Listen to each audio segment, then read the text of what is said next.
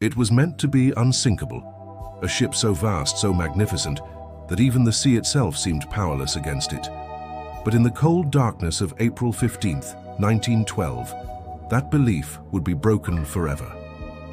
The RMS Titanic, pride of the White Star Line, left Southampton on April 10th, bound for New York City.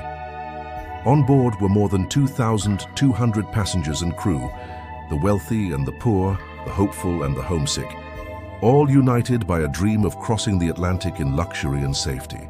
The newspapers called her the Ship of Dreams. At 882 feet long, she was the largest moving object ever made by human hands.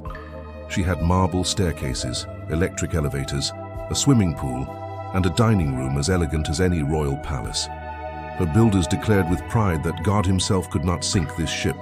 As Titanic steamed westward, the ocean seemed calm, the stars bright.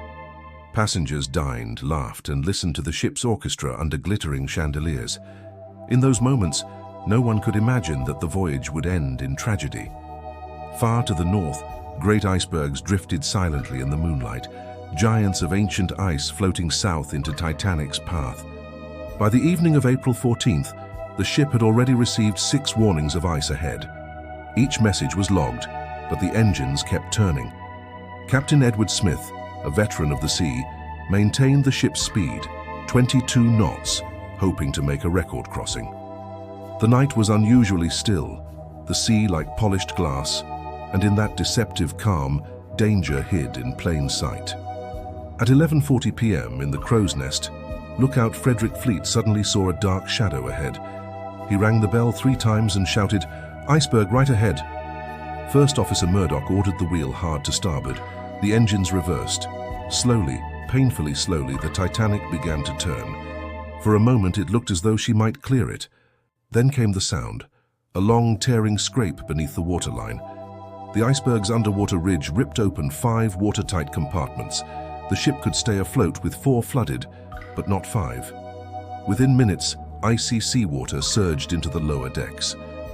Designer Thomas Andrews examined the damage and quietly told the captain, "She will sink. It is a mathematical certainty." At midnight, the order was given to prepare the lifeboats. There were only 20 of them, enough for barely half on board. Many passengers still refused to believe the ship was doomed. The decks buzzed with confusion and disbelief. The band played light music to calm the crowd. Crewmen called out, "Women and children first." Some lifeboats were lowered nearly empty, because so few would leave the warmth and light of the ship for the dark, unknown sea. In the third-class decks, families struggled through locked gates and narrow corridors trying to reach the upper decks. Wireless operator Jack Phillips tapped out desperate messages. "CQD, SOS, come quickly, we are sinking fast."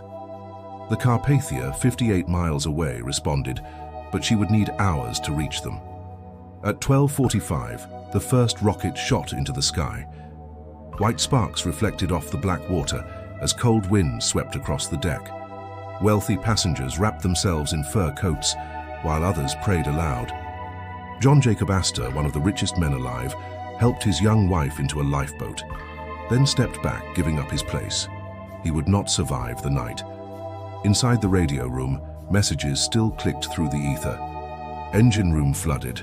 Women and children in boats cannot last much longer.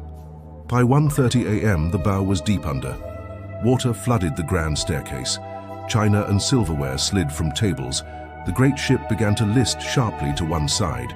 In the boiler rooms, engineers stayed at their posts, keeping lights and power alive for the people above. They knew their fate, but worked until the sea swallowed them. On deck, fear turned to chaos. Lifeboats were launched half full, others capsized. Men clung to railings as the ship tilted steeper with every minute. The music changed from cheerful ragtime to solemn hymns. At 2 o'clock, only a few lifeboats remained. The stern rose higher into the sky, black against the stars. Some passengers jumped into the freezing ocean, 28 degrees Fahrenheit, water so cold it numbed the body in less than a minute.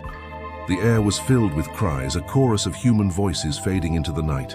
At 2:18, the lights flickered once, twice, then went out forever. A deep groan echoed through the hull as Titanic split in two. The bow sank first, Plunging toward the ocean floor nearly 2.5 miles below, the stern hung upright for a moment, then broke apart and followed.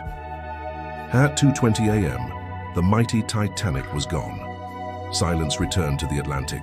More than 1,500 people were lost. Only 705 survived. When dawn came, the Carpathia reached the scene. Lifeboats floated among debris, chairs, planks, life jackets, toys. Survivors, numb with cold and grief, stared at the empty horizon where the ship had been. The sea was calm again, as if nothing had happened. News of the disaster spread like wildfire. The world was stunned.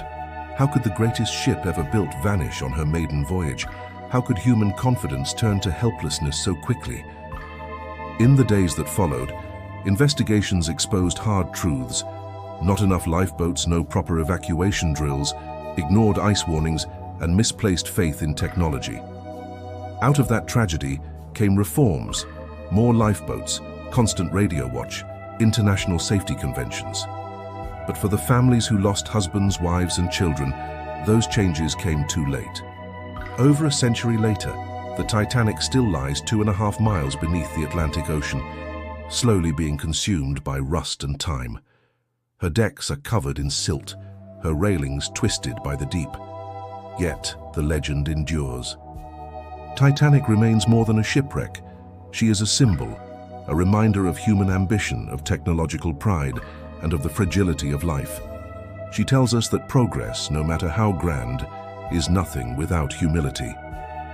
Every April 15th, bells ring and flowers are cast upon the sea in memory of those who sailed into history. Their voices may have faded, but their story never will. This is History Reimagined. If this story moved you, subscribe and join us again as we reimagine the moments that changed our world.